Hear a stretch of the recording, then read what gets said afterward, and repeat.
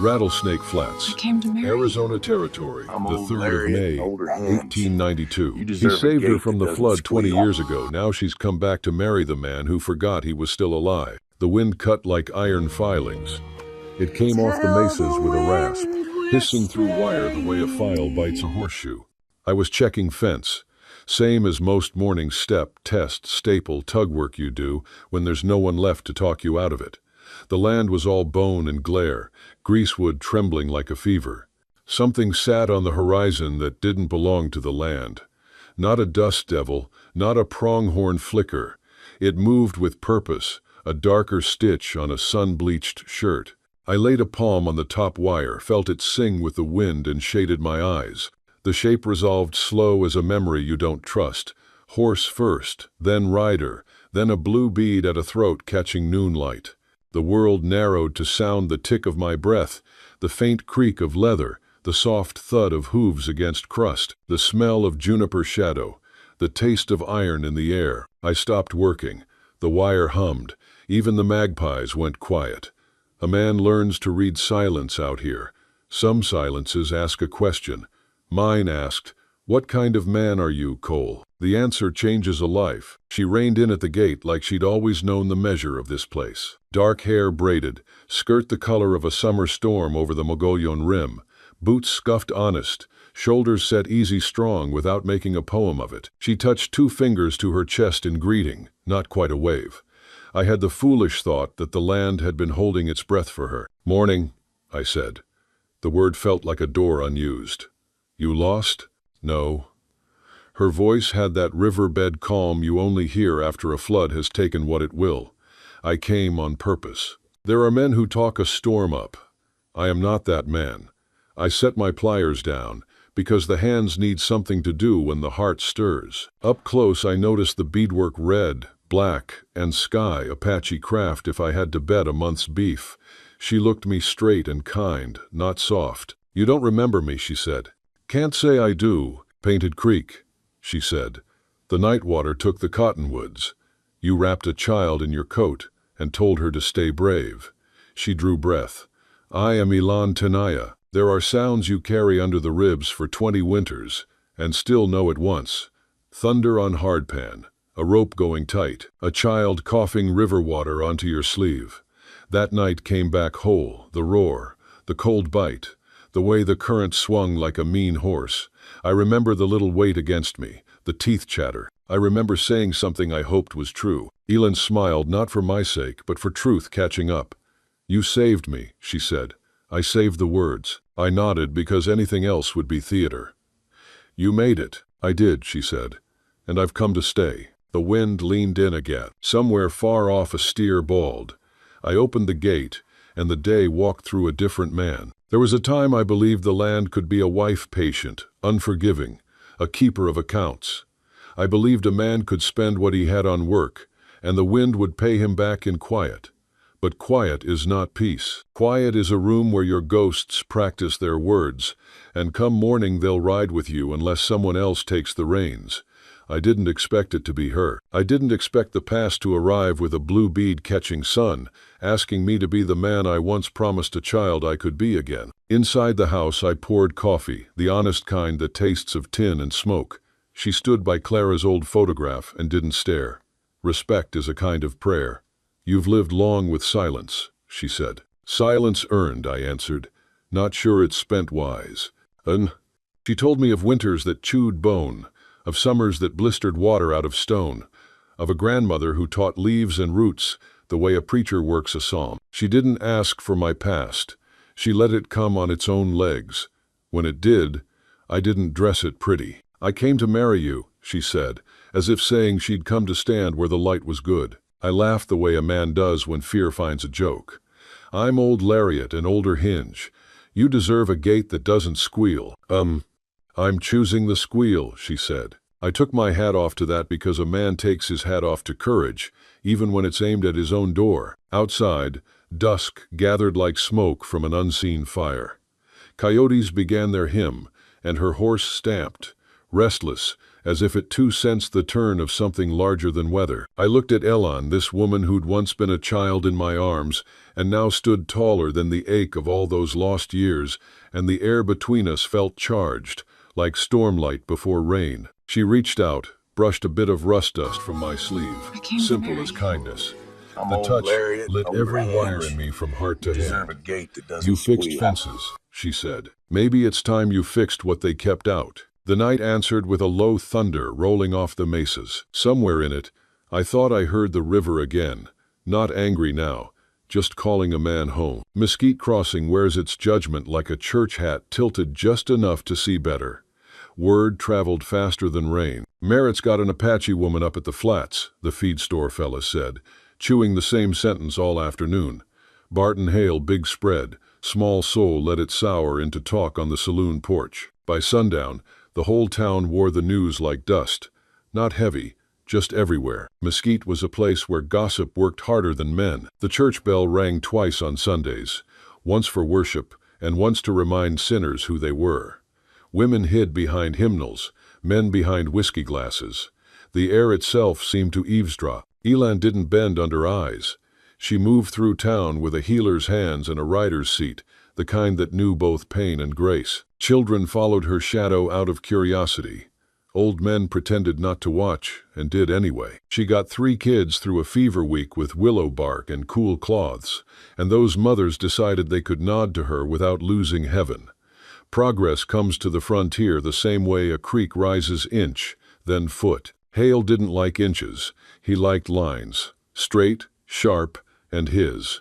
He'd drawn them across land deeds, water rights, and the spines of men who worked for him. He drew them in conversation, too, between what was his kind of folk and what wasn't. "You shaming your dead wife, Merritt," he told me one noon, leaning on the hitch rail like it owed him respect.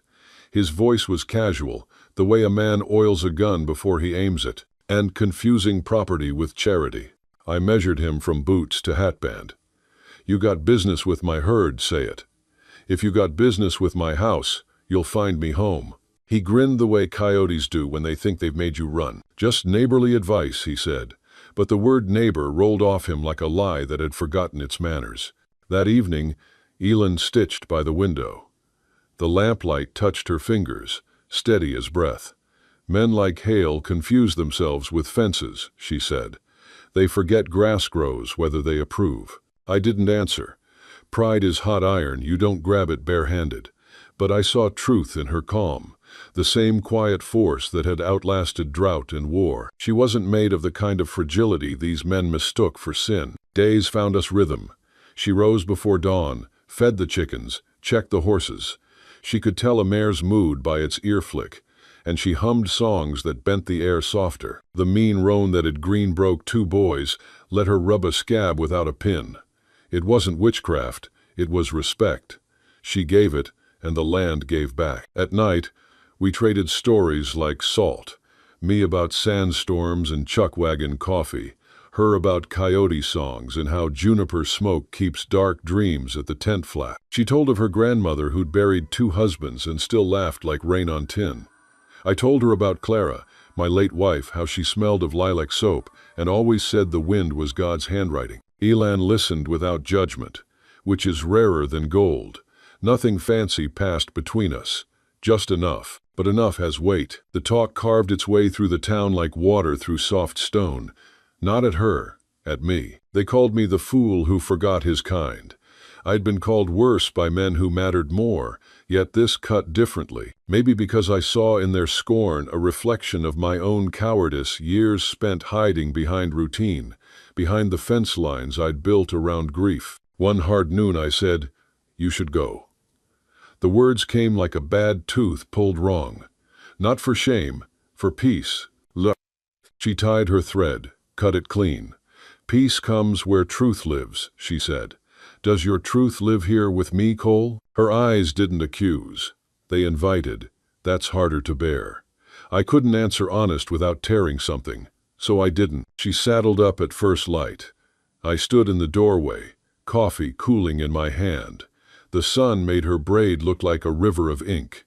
I wanted to call out, but pride held the reins tighter than sense. She turned once, halfway down the road. Not to wave, just to see if I'd earned the right to stop her.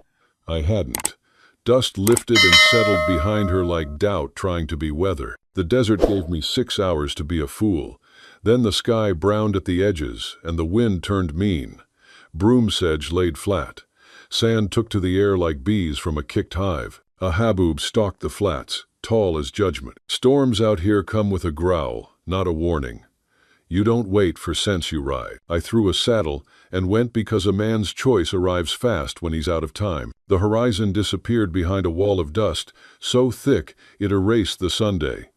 The horse fought me every step, ears pinned, sides slick with fear. The air was grit and fire. You couldn't breathe without swallowing the land's anger. I leaned low in the saddle, eyes slitted, hat pulled down tight. Somewhere ahead was her trail, half buried already. The storm roared like the world breaking its own ribs. Mesquite branches flew past like spears. I shouted her name, but the wind tore it to shreds. Then I saw a flicker, her horse, riderless, reins dragging, wild-eyed. The beast barreled past me into the dust, and every beat of its hooves said too late. I pushed harder.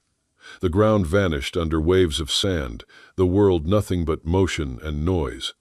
Then through the blur I caught the shape of her, small against the fury, cloak snapping like a banner. She'd dismounted and was trying to shield another horse, a young chestnut that had broken free from a nearby corral. She could have saved herself. She didn't. I slid off my saddle and fought the wind toward her. The air stung like shot. We found each other's hands by instinct. She smiled, God help me.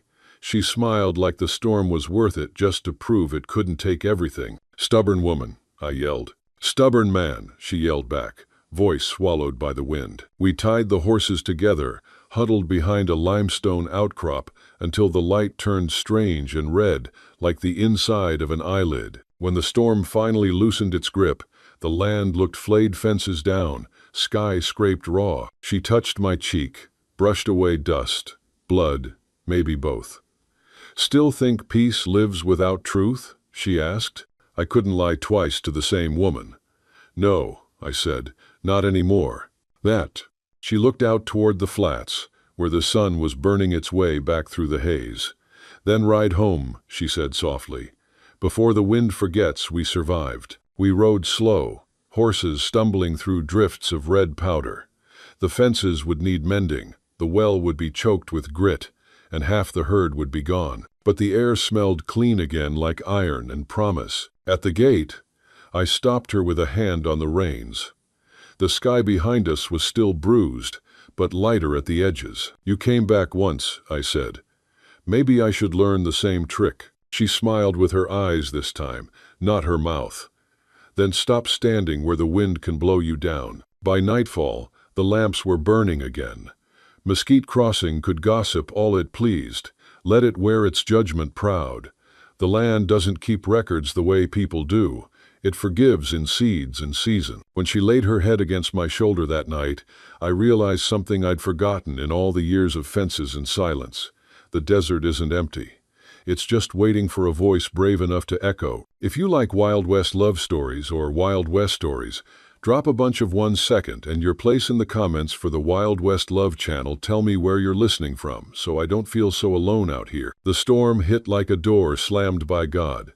Sand filled your teeth, your ears, your regrets. I worked the horse into the wind, keeping the lay of the land inside my bones, arroyos like scars, a basalt knob like an upturned knuckle. At the old cottonwood ruin by Painted Creek, I found her, scarf over her face, horse standing patient. Both of them powdered the color of grief. We waited with our backs to rock until the world decided to be a world again. When the fury eased, we walked down to the creek bed. The water ran low, but the murmur of it could still climb a man's spine to the place he keeps locked. 20 years uncoiled there like rope released from a hitch. Elin put her palm on the same stone where a child once coughed life back into the night. You said stay brave, she whispered. I did, I said. Now I'm trying. She looked at me the way dawn looks at a bad night. Then try with me, Em? I took her reins, and we headed home in that careful silence you use around newborn calves and second chances. Half a mile from the gate, 3 riders stepped out of the greasewood hail and 2 young bulls itching for trouble. They made a triangle with me in the middle and Elon just outside it, which told me all I needed to know about their math. Territory passed a new vagrancy ordinance, Hale said, like he'd been elected to read it.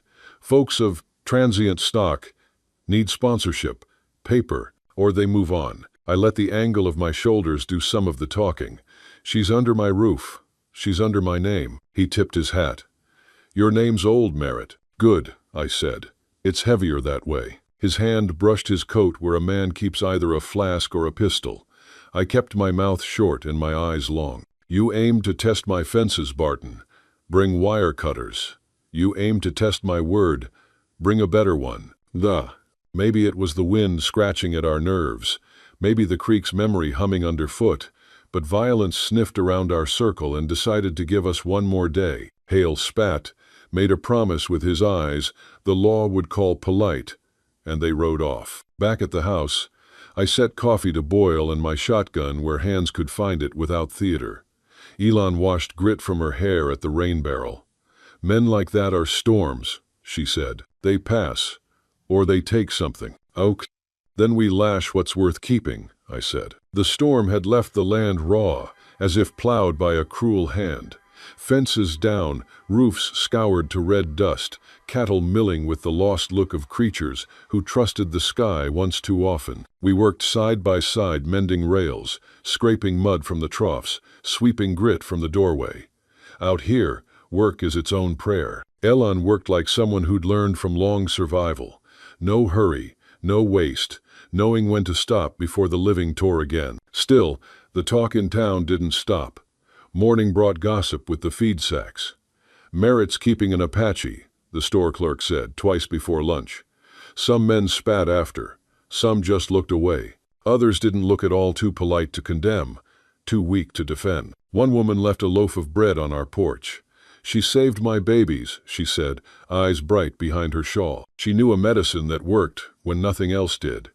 The words were whispered, but they traveled. Kindness has a way of making noise, even when spoken soft. But Hale wasn't the sort to let kindness stand. He thrived on division the way cactus thrives on drought. He fed on rumor, watered it with self-righteousness, and called it justice. That afternoon the light hit the hills like spilled whiskey. Elon was at her sewing, the needle flashing in and out of linen like a heartbeat. "Are you afraid?" she asked without looking up. I thought a while. "Afraid of losing quiet," I said. "But that kind of quiet's a locked room. I lived in it too long." I hesitated. "Maybe I'm afraid I'll fail you either by not protecting you or by driving you off because I can't stand folks seeing me as weak." She smiled faintly. "Most men think protecting means hiding away. Real protection is standing out in the open and holding your ground." Her voice softened. "The lucky ones aren't those who avoid storms, but those who know what to tie down when they come." That line hit me like gospel. I remembered that night long ago, the child clinging to my coat, the voice that asked for courage, and my own trembling answer. Promises don't always need signatures. Sometimes they're just mornings spent showing up to your own life again. That night I tightened every fence post and checked every latch. My hands ached, but my heart, God help me, felt whole for the first time in years. Elon slept early, head against my shoulder as I read from Clara's old Bible, a habit I'd never broken, maybe because it gave the silence a name. She breathed slow, steady. In that rhythm, I heard the sound of a man coming home to himself. Days rolled by. Hale sent men to inspect papers, to ask about heritage, about wages, about whether she'd been properly registered, as if a soul could be notarized. Each visit left the dust thicker on our porch, but didn't shake the beam. People started to notice. The same mothers who'd once crossed the street now stopped to share coffee. Children ran up to Elon with stories of their day. Little by little, the same town that had whispered Apache learned to say her name instead. But Hale wasn't built for retreat. One evening, just before dusk, he came up the path himself. No shouting, no swagger, just that false calm a man wears before reaching for a weapon. "I'm offering advice," he said. "Send her away, for order's sake. This town doesn't need more trouble, Merritt." I let the words hang in the air until even the flies went still. "Peace bought with shame," I said quietly, "isn't peace. Peace that asks a person to disappear is just fear with manners. He frowned, jaw tightening. You talk like you own this land. I do, I said. But only the part I'm willing to bleed for. He stared at me long, like he was trying to decide whether the price was worth paying. Then he turned, flicked dust off his coat, and walked away without another word. When the sound of his horse faded, Elon stepped onto the porch. The lamplight painted her face bronze and gold. You know he'll try again, she said. I know, I said, but so will we. She studied me for a moment, then nodded. Then we teach them something.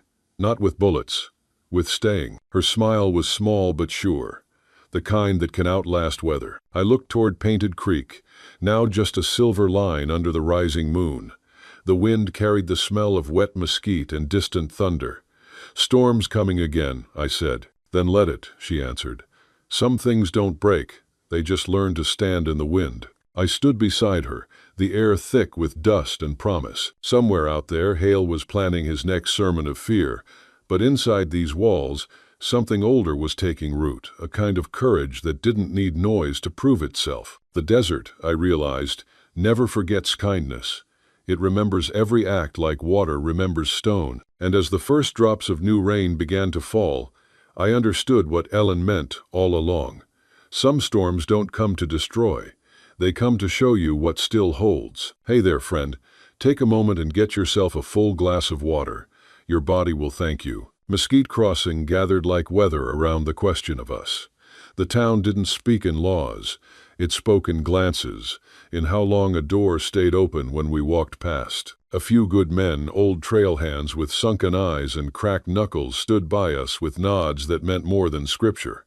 They were men who'd seen too much wind to believe gossip could break timber, but a few weaker ones let Hale gather them like tumbleweeds into a committee, the kind that smells of dust and fear. They met in the church basement, under a cross that had seen better prayers, and came up with a letter dressed in polite words. It wasn't law, but it sounded close enough to fool itself. For the sake of community harmony, Miss Tanaya is requested to relocate beyond town limits. Elon read it once, lips unmoving, then slipped it under the kettle leg so it'd earn its keep, keeping the pot level. The hiss of boiling water sounded like her answer. I took off my hat and laughed, once the short kind that oils a fight. Guess harmony don't travel by horse, I said. That paper's not a law, she replied. It's a confession. A confession of what? Of fear pretending to be order. Outside, the sky turned the color of brass buttons before a storm. Folks were moving around more than usual, too many errands that all led past our gate. Mesquite Crossing wasn't a big town. A whisper there could ride every porch in an hour. I knew what came next. Every settlement on this frontier had its Hale, a man who mistook leadership for ownership, faith for permission, and law for whatever made him comfortable. By Saturday, his bunch had gathered at the livery like flies on molasses. A sign hung above the corral gate. Election of decency. Sign your name for God and country. The words looked noble enough until you noticed who held the pen. Hale stood there with a rolled-up sleeve, the scar on his forearm catching light like proof of righteousness. His two boys and a preacher from Bisbee hovered close, collecting names from men too tired or too timid to refuse. I didn't plan to ride in, but a man's silence, if kept too long, turns into someone else's story. So I saddled up and rode down, dust trailing behind like a witness. They saw me coming before I spoke. Hale's mouth bent into that kind of grin that's half sermon, half sneer. Well now, he said, look what the wind blew in conscience, late to the party. I hear you're collecting signatures, I said, swinging down. But I figure my name's too heavy for your paper. He held the petition out. This is about decency, Merritt. About harmony. You used to believe in both. I still do, I said. But harmony doesn't mean all notes sound the same. A few men shifted their boots, uneasy. The preacher started to speak, then thought better. I looked around faces I'd known 20 years, men I'd sweated beside on drives, traded horses with, buried brothers alongside. I saw shame in their eyes, and shame's an honest thing. It means the good part of a man ain't dead yet. A man's house is his oath, I told them, and a man's oath is older than your ink. Hale stepped forward, shoulder first, the way a steer tests a fence post. You think you're special, Merritt. You think that woman makes you right? "I think she makes me honest," I said. He laughed once, low and mean. "You've forgotten your place." I looked him in the eye. "You ever wonder why fences stand, Barton? Not 'cause wood's strong, but 'cause something inside it remembers straight." Hands moved. Words lost their job. The preacher stumbled back. The air filled with dust and the smell of men proving what they should have said with words. It wasn't pretty. It wasn't the kind of fight that makes songs. It was knuckles and boots and splinters. The livery door banged open. Hale swung wild, caught my jaw. I hit back, hard enough to remind him gravity had jurisdiction too. A barrel cracked against a post. Someone yelled my name. Someone else cursed God. I felt knuckles split, heard bone give like green wood bending past its will. The world narrowed to the sound of fists and breath, the old language of men who've run out of better ones. When it ended, Hale lay in the straw, bleeding from the mouth, eyes glassy with confusion rather than repentance.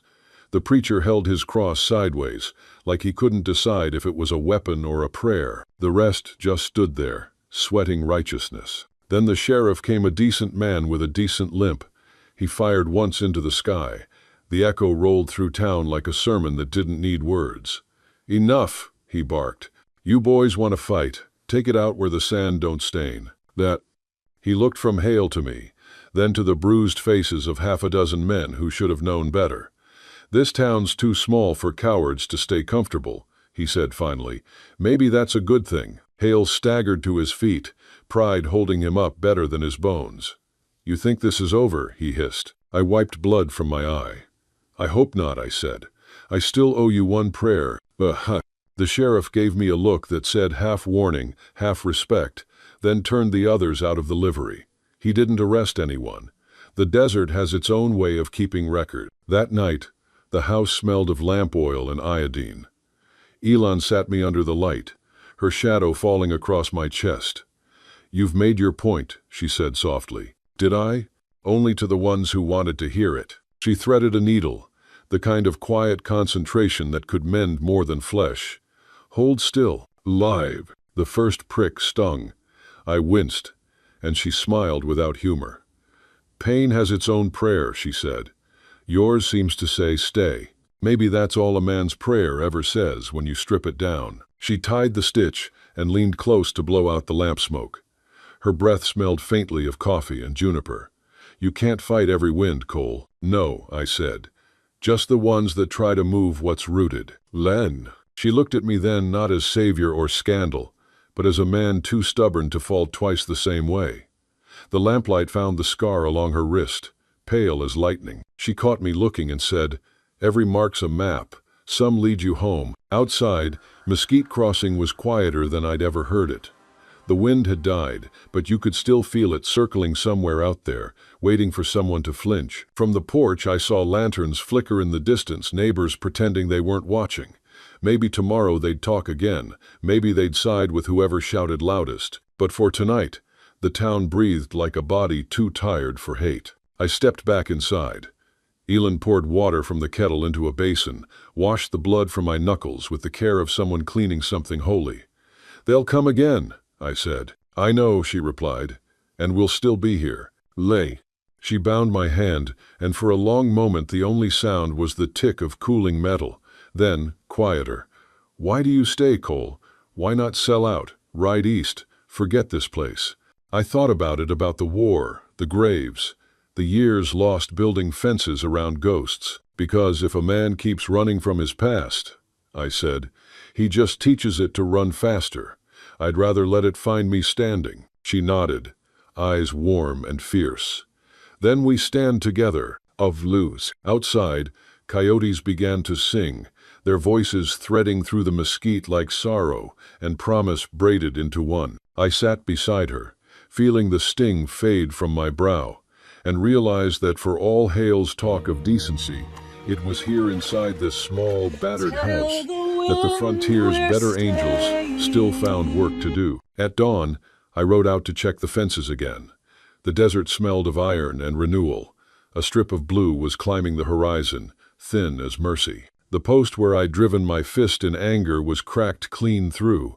I left it that way, a reminder that strength isn't what holds, but what bends and still stands. When I turned back toward the house, Elin was already outside, hair loose in the wind, sleeves rolled, feeding the chickens.